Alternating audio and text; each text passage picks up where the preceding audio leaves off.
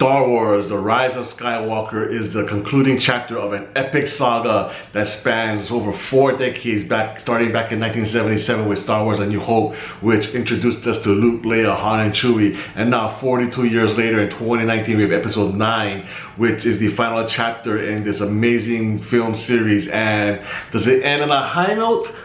For me, yeah, I think it did. I mean, it's not a great film, but it's a fun film, and I found it really entertaining, and I found it to be a really satisfying conclusion to this Star Wars saga. Now, these last 2 episodes, episodes 7 and 8 with The Force Awakens, and especially The Last Jedi, has gotten a lot of hate from Star Wars fans just because, you know, there's a lot of story elements that were introduced that they didn't like, story elements that were not introduced that people were expecting. So the roadmap, if you will, for these 3 films is kind of all over the place, and that's obviously due to the musical chairs of writer-directors, starting with J.J. Abrams in the first one, and then switching to Rian Johnson in the last film, The Last Jedi. Now J.J. Abrams returns, and you can definitely see that there's some kind of hodgepodge storyline telling because of the differing visions, and you will see some reviewers calling this damage control. I'm not going to use that word because I don't think the Last Jedi necessarily damaged anything.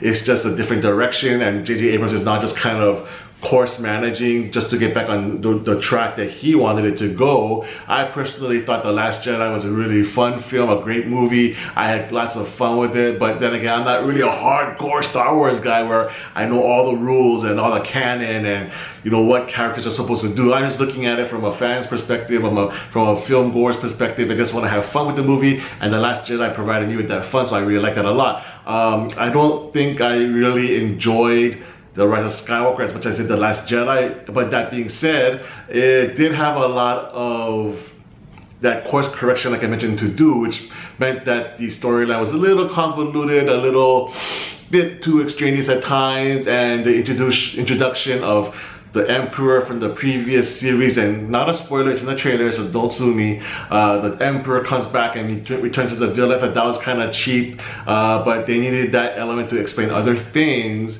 So, well, yeah, so there's a whole bunch of various mix and match storytelling kind of elements there, but so that kind of really turned me off a little bit. J.J. Abrams in his plot this time, he took elements from Goonies. There's a whole Chester Copperpot scene there. He took some elements from The Golden Child. He even stole from Seinfeld, so you can tell that J.J. Abrams is maybe like, you know, he's really referencing 80s and 90s pop culture here, which I thought was really kind of interesting, to be honest. And like, couldn't you think of something original stuff there? But, you know, not to say that those films and TV shows were the first to do these things, but when I saw these elements pop up on screen, like, oh, Golden Child, oh, Goonies, oh, Seinfeld. So yeah, there's some weird story elements in there, but story aside, I really like the arc that Kylo Ren had in this movie. In The Force Awakens, I found it to be really bratty and throwing tantrums, but over the course of the last 2 movies, the character has of course matured, and Alan Driver does a really great job as Kylo Ren. Daisy Ridley I really like as Rey as well, and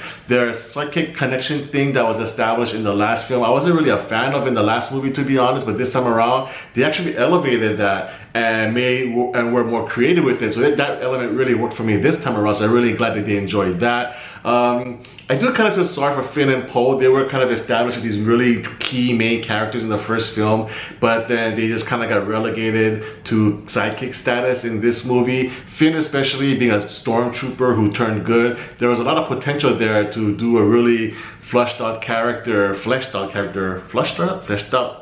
a 3-dimensional character, if you will, but they tried to do that a little bit in The Last Jedi by sending him on this mission with Rose, who thankfully is not in this film that much.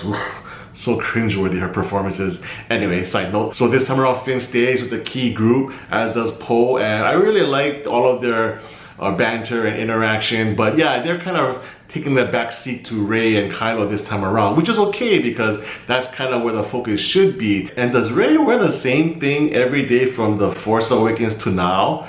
I think her wardrobe has not changed over the course of 3 movies, so I guess she must really like that bandage mummy look.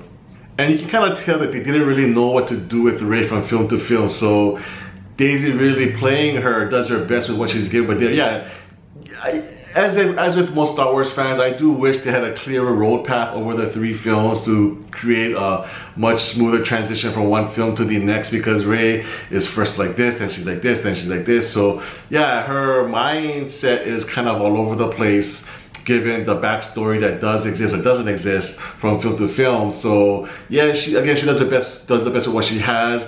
There's some new Force displays of power here that I thought was kind of puzzling, and like, oh, you can do that with the Force? Oh, you can do that with the Force? Oh. So yeah, I mean, I guess, but you're gonna have to do some new things as the films evolve. So maybe not so much of a big deal. So yeah, you know, there's a lot of story elements here that I question, but I did overall find the film to be entertaining. I was never bored. I thought it was a great conclusion to the whole chapter. There were some great action scenes. The visuals were really good, although not quite up to par with The Last Jedi. I think that in visual sense, The Last Jedi was a better film. But yeah, overall, I thought this film was good. I had fun with it. It was a nice ending to the saga, and who knows where the Star Wars universe will take us next. But for now, Star Wars: A Rise of Skywalker gets a 7 out of 10. Thanks so much for watching my review. If you like it, please give me a thumbs up. And if you haven't done so already, please subscribe to my channel, MC on Film, for more reviews in the future.